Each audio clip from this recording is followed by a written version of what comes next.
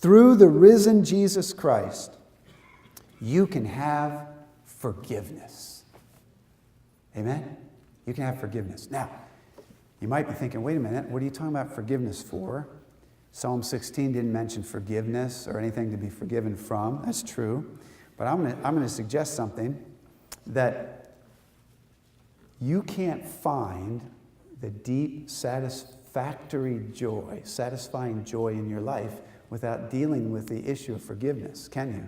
You can reach here or there and try to be happy and get a little bit of it, but there's something going on inside of our hearts. We know we're not right with God. We know we've broken His laws. We know that we've said and thought and done things that are wrong. And we have a sense that there's a judgment day. I mean, there's a being, our Creator, against whom we're sinning. We're falling short of His expectations of our life. And He's going to call us to account for that at some point. You can't find joy, real joy, apart from the issue of forgiveness. Can I find forgiveness? And it's also inherent in the fact that this is Jesus' resurrection. That means He died. Remember? Well, what was that death? He didn't die in a car crash or something.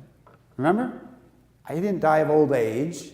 There wasn't an accident or something. No. His death was very special. There's something unique about His death. It was a purposed death in the mind of God. Peter, the apostle, also said this. Listen to what he said about His death. He said, "For Christ also died for sins."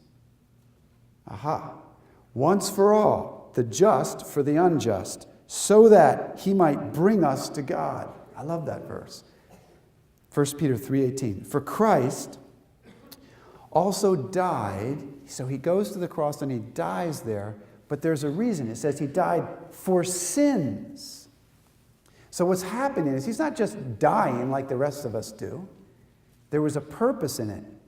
He being the just, you and I being the unjust, He goes to the cross and He stands in for the unjust.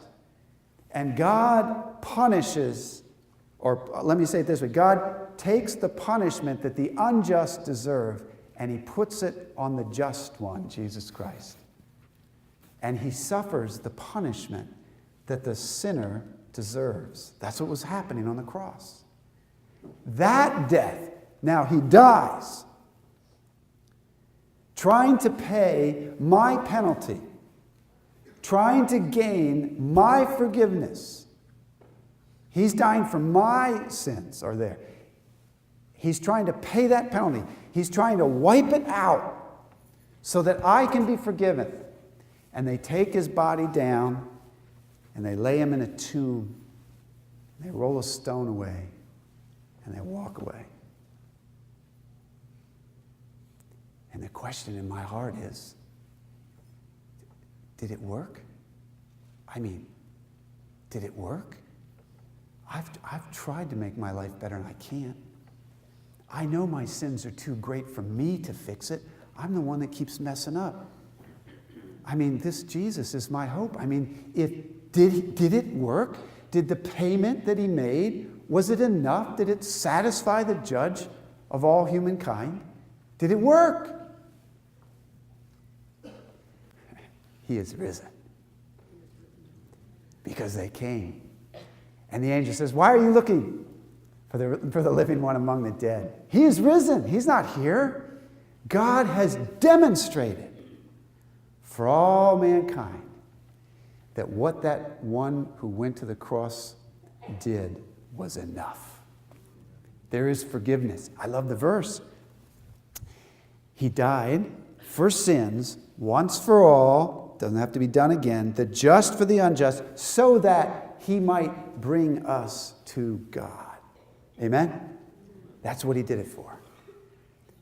And so He died to accomplish that. And God raises Him from the dead to demonstrate that it's enough. It worked. In Him, you can have forgiveness. Friend,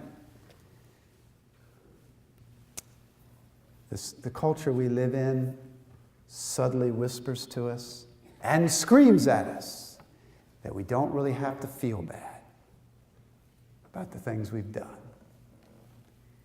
But they're wrong.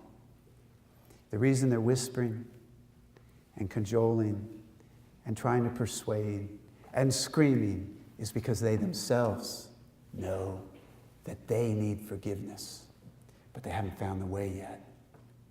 There is forgiveness, no matter what you've done, no matter how bad you've been. There is forgiveness, and it's in the risen Jesus Christ. You can watch the entire message at cedarcrestbfc.org or watch more clips at alivetogod.com.